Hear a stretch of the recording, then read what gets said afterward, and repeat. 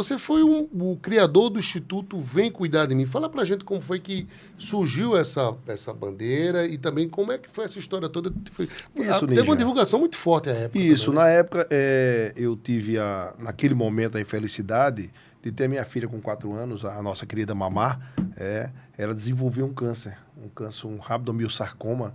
Ela tinha apenas 4 anos, magrinha, e o câncer tinha 15 centímetros, o tumor. Né? E Desculpa minha ignorância, mas é onde? Qual é o... na pelve, Pelve. aqui ao lado. Né? E esse tumor, ele rapidamente, quando nós descobrimos, ele tinha 7 centímetros. Né? Com uma semana, ela estava na sala de cirurgia, sendo operada, e aconteceu aquele famoso abriu e fechou. Né? E nesse momento, descobriu-se que ele tinha 15 centímetros e já estava enraizado dentro dela. Mas como é que vocês né? descobriram que ela estava com um tumor? Mamá, ao chegar em casa para urinar, ela começou a fazer um rostinho de ardor, mas ela não reclamava nada. Mas a mãe, minha esposa, Leila, a quem eu mando um abraço, sempre zelosa, começou a notar isso e falou comigo, né? Eduardo, mamá tá fazendo uma carinha feia na hora de urinar.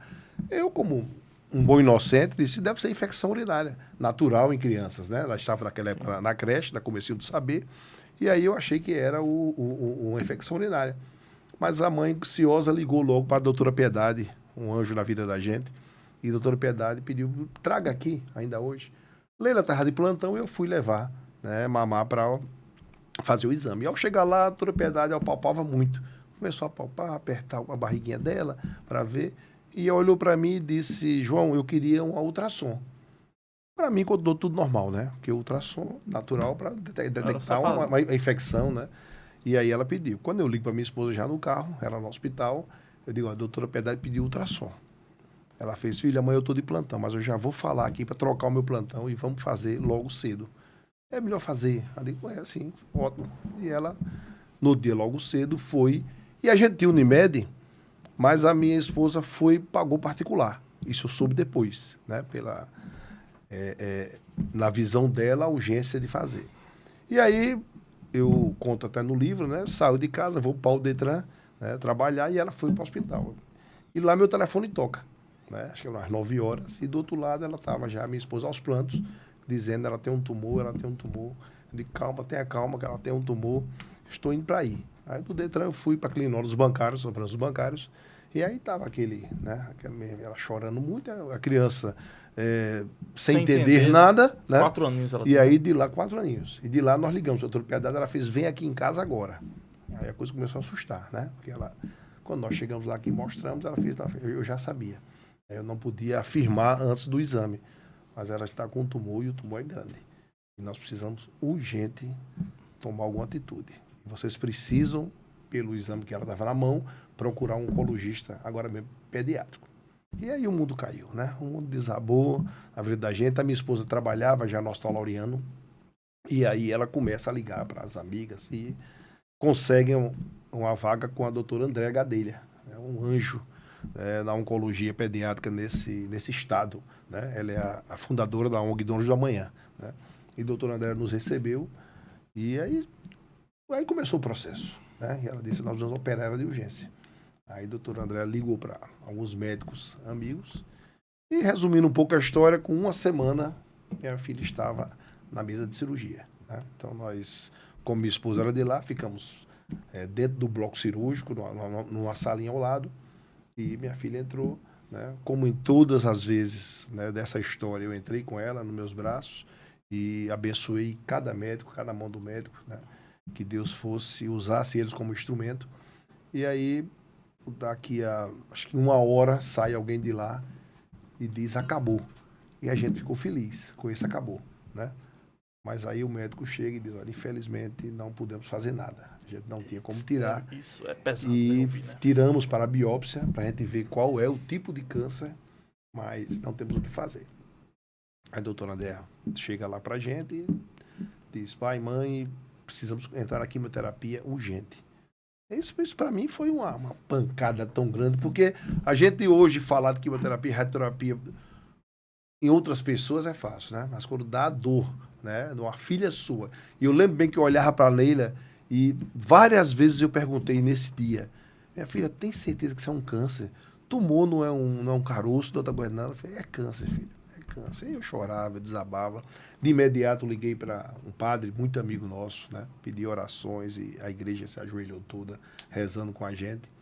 E aí começamos a luta. Começamos uma luta grande, ela já ficou no Laureano Interna, né?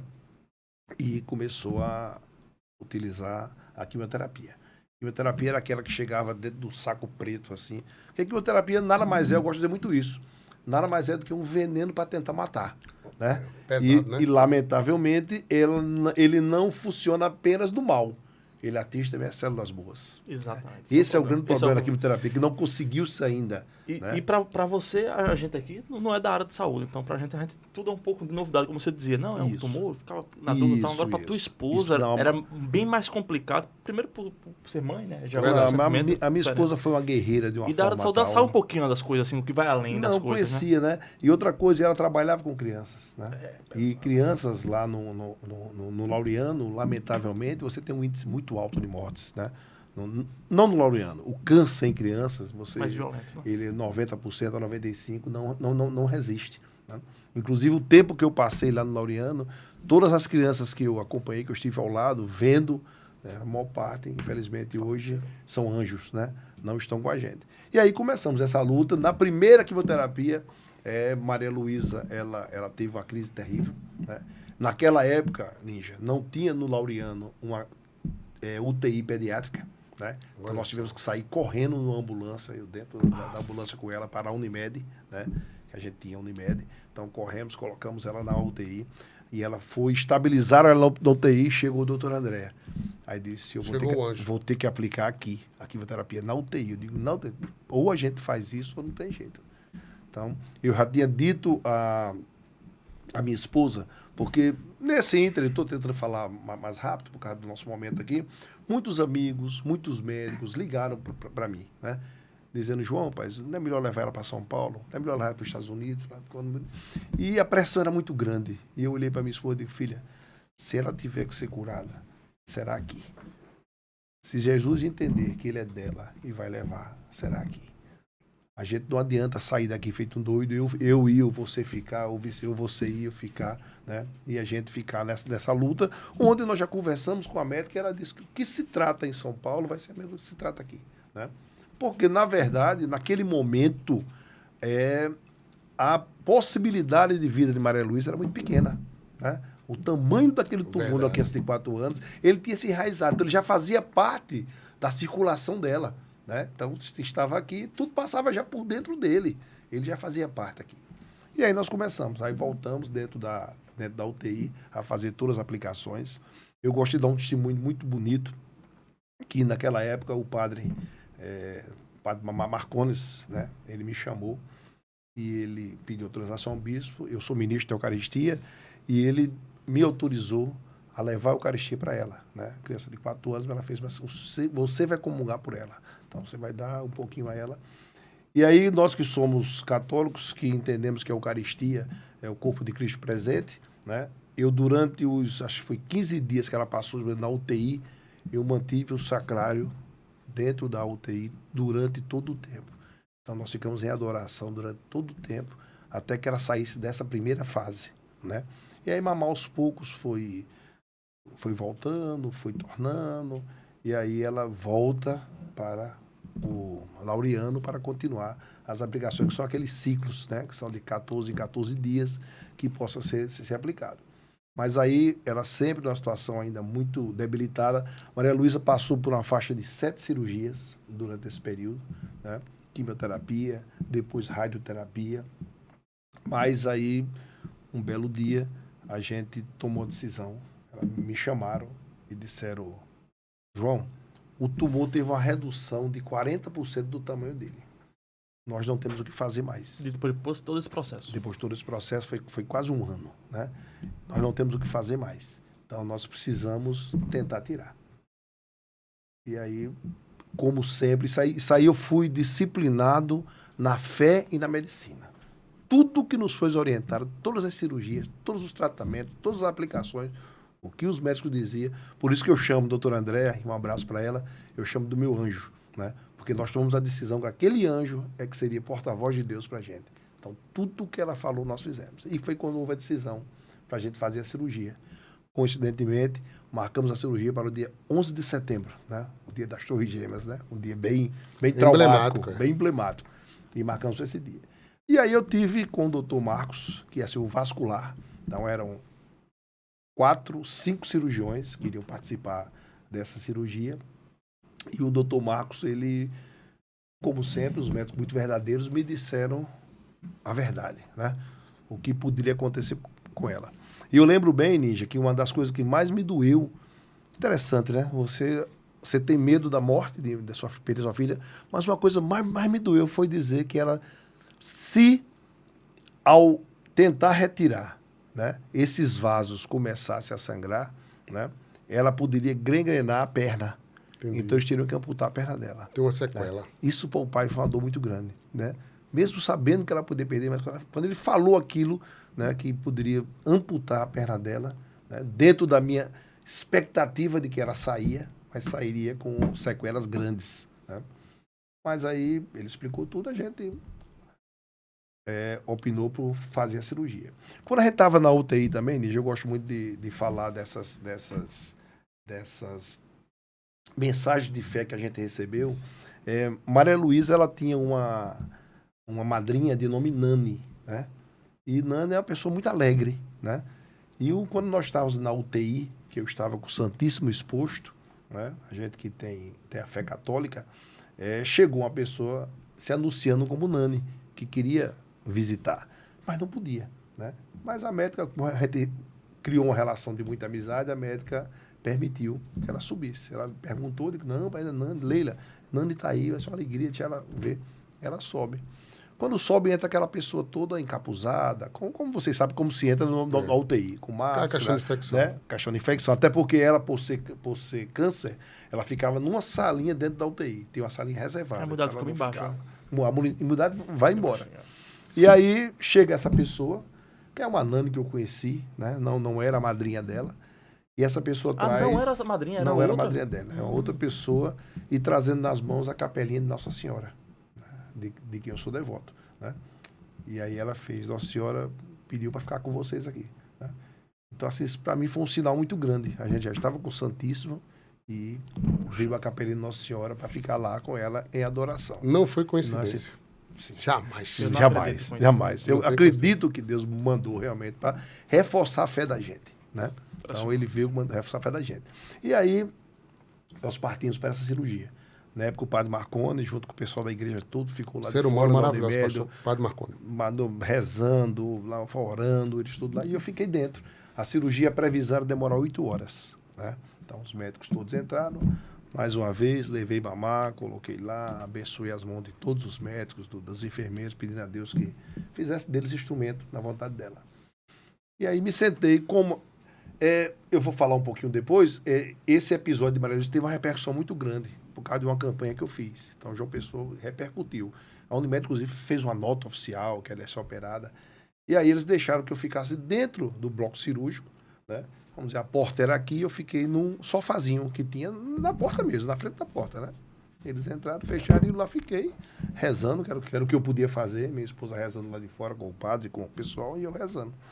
E aí, com 3 horas, esse famoso médico, o Marcos, né? Que era o cara que ia ser só dependia dele. Se desse um problema vascular, ele que ia tentar resolver para que ela não morresse. Ele sai. E ele sai e ele diz, acabou, né? Quando ele diz acabou... Era 8 horas, foi para 3 horas. 3 horas, ele sai e diz, acabou, pai. Aí eu caí no choro, caí no planto, caí de joelho, né? Ele fez, acabou, pai. A gente tá assustado. O tumor saiu completo. O tumor saiu. Maria Luísa está ali dentro. Nós estamos decidindo se vamos levar ela para a UTI. Olha que milagre. Ela está bem, um milagre. Eu vivi um milagre. Que milagre. Mamá é um milagre na minha vida. Mamá é um milagre. E aí aí ela sai, eu beijo a cabecinha dela, aí o pessoal aí lá fora, eu ligo para minha esposa, aí já estava aquela coisa, porque a expectativa era muito grande, a UTI estava toda pronta, esperando, né? Aí decidiram sim que ela ia para a UTI, passar 24 horas, né? Mas até isso ele disse, a gente está decidindo. E aí a gente foi alvo, né? Essa graça de Deus na vida da gente, né? Que é a nossa mamá. E aí, agora por que aconteceu tudo isso? Por que essa repercussão? Porque assim que Mamar teve o câncer, a minha esposa foi ao INSS, ali nos bancários, pedir por uma licença para poder cuidar dos filhos. E aí a menina lá soltou até uma piada. Fez, mãe, vá para casa. Não tem essa lei, não. Você vá trabalhar, veja com o seu marido, como é que aqui vocês fazem. Aqui não tem boquinha, não. E por aí. Nesse mesmo tom. Por aí, Nítido. Dá para entender. Nesse mesmo tom. Do famoso lamentável alguns servidores públicos. E dessa forma. Isso me revoltou muito. Eu lá dentro do hospital, peguei, né? Porque eu sempre usei muito Instagram, Orkut, o que tinha na época, e comecei a digitar, dizendo do absurdo, da minha revolta, né? E aí Deus iluminou, e naquele momento eu digo, precisamos lançar uma campanha para que tenha uma lei, né? Então vamos lançar a campanha, vamos pedir para as crianças, vem cuidar de mim. As crianças, peguei essa máscara e comecei na internet. E aí essa coisa cresceu de uma forma tal. Começamos várias pessoas pegar assinatura, fomos para as igrejas, fomos ao supermercado, fizemos um show, Zé Lezinho me ligou, me deu um show, 2.000 pessoas no Espaço Cultural para ele pegar assinatura. Não conhecia ele? Não, conhecia. Ele sabia a história. Mas Nairon foi maravilhoso. Nairon foi maravilhoso. E ele estava, inclusive, um pouco afastado de João Pessoa. Porque Nairon vira e mexe, fica, né? Sim, fazendo show. Isso. Aí ele ligou, fez um show, eu não quero um tostão. Eu quero fazer um show para a gente arrecadar a assinatura e o dinheiro você faz o que você quiser. E aí nós arrecadamos essa assinatura lá no show. Lembro que eu sou hoje, arrecadamos 65 mil naquela época. Eu entreguei o cheque completo a ONG Donos do Amanhã, lá no MEC Dia Feliz. Entreguei a eles, Nairon foi, nós entregamos o cheque, todo o valor para a criança com câncer. E aí nós começamos essa luta muito grande. Naquela época, acho que Eduardo Cunha era o presidente da Câmara, ele visitou o Laureano e lá eu entreguei as 100 mil assinaturas, um pedido, a criação dessa lei. Hoje, só para resumir um pouco, essa lei está aprovada no Senado Federal. Ela terminou passando, voltou para a Câmara, mas está na Comissão da Administração. Há 3 anos eu estive lá. Eu visitei lá a deputada Rosa, e ela é a relatora, e ela me mostrou o parecer favorável, mas aí, em particular, ela falou, dificilmente isso aqui passa, porque só sai daqui se o líder do governo mandar sair. Só que isso aqui não representa vidas, representa valor. Eles fazem a conta que isso aqui vai gastar, no seu chute aqui, 100 milhões a mais no ano, então não sai daquela gaveta. E o que é que a lei, objetivamente, ela pede? A lei, ela permite que pais, mães e cuidadores de crianças com câncer ou outras doenças graves tenham um período maior de 1 ano para se afastar do seu emprego, né, pelo INSS, para cuidar dos seus filhos.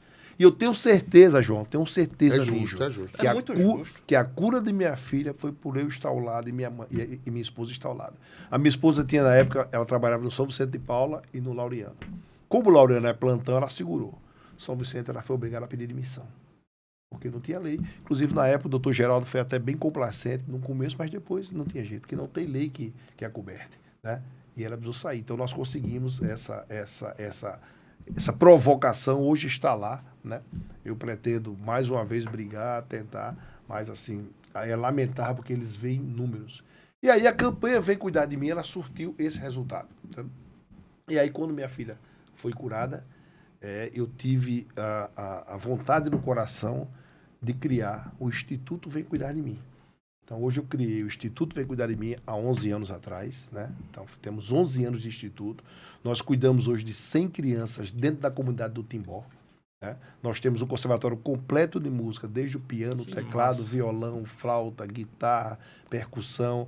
Nós temos a banda marcial maravilhosa, né? Nós temos taekwondo, nós temos xadrez, nós temos atletismo, né? Então, esse trabalho ele é perene. Diariamente, nós cuidamos dessas crianças. Imagens aqui. Temos as imagens aqui.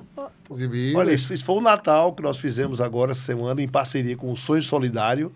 Ai, coisa boa. Papai Noel marcando presença. Papai Noel animado, viu, João Gabriel? Papai Noel com tudo aí, a garotada animada. Eu gosto muito do Papai Noel. Tem um Papai Noel em Campina Grande, Alexandre Fares, de vez em quando ele surpreende, gosta de virar Papai Noel. Ué. Quando eu vejo Papai Noel, eu me lembro do Alexandre. Olha só aqui. Rapaz, coisa boa. Eu fico feliz com essa interação com a garotada, viu? É muito bonito. E esse trabalho é permanente, João? Permanente. Todos os dias temos aula. Todos de segunda a sábado, que a aula de xadrez é no sábado. Segunda a sábado a gente tem aula. Todas as terças-feiras, todas, nós servimos o sopão para 250 famílias e entregamos 2.000 pães. Que massa. Toda terça-feira. Fora os trabalhos de Natal, Páscoa, Dia dos Pais, Dia das Mães, né? Todos os anos a gente faz isso. E o projeto sobrevive como? O projeto sobrevive do coração de amigos, né? Da gratidão que eu tenho a Deus, eu consigo um pouco ajudar. E nós já conseguimos algumas vezes ainda muito pouco, né? Algumas emendas, o deputado Tanilson nos deu uma emenda, né? E a gente tem feito esse trabalho. Mas não é fácil, porque todo mês tem água, luz, com certeza. alguém para cuidar, material de limpeza, e você isso não deve falta. ter um corpo administrativo, pedagógico, né? Por sorte, a gente tem um grupo muito grande de voluntários do próprio Timbó, que são as mães. Né? Então, elas nos dão muita força nesse trabalho. Então, o que é que eu digo muito do Instituto Vem Cuidar de Mim? O Senhor me testou com uma vida da minha filha e hoje Ele me deu 100 para eu cuidar. Então, Ele tinha um propósito nisso. Ele tinha um propósito de vida para a gente passar por tudo aquilo, que não foi fácil. Vocês são pais, você vê um filho seu naquela situação. A gente nasceu para enterrar os pais, não enterrar os filhos. Né? E você tem a certeza. Uma das crianças que estavam muito próximas da gente, ela faleceu. Né? E aí eu fui ao velório. É muito eu já fui também velório de criança. E a criança com câncer, elas ficam iguais. Carequinhas, amareladas. Então, quando eu vi minha filha. Perde massa muscular. Perde massa muscular, mesma fisionomia ali, era minha filha. Então, assim, a dor dessa caminhada foi muito grande. Mas hoje eu quantos anos hoje? Hoje ela tem 16 anos. 16 anos, como é que ela tá? Fez agora. Eu gosto de dizer muito assim, Deus fez o milagre completo, né? Porque, infelizmente, o câncer ele tem recidivas, né? Sim. Mas Deus fez o milagre completo. Ele tinha um propósito na vida da gente, né? Que foi o propósito do testemunho da Eucaristia, foi o propósito do testemunho da Mãe Rainha e foi o propósito do testemunho de que a gente pode cuidar, a gente pode fazer o bem, né? Então, hoje a gente procura disseminar esse trabalho que a gente faz, né? E, graças a Deus, a gente só tem feito o bem, né? Tem buscado fazer o bem.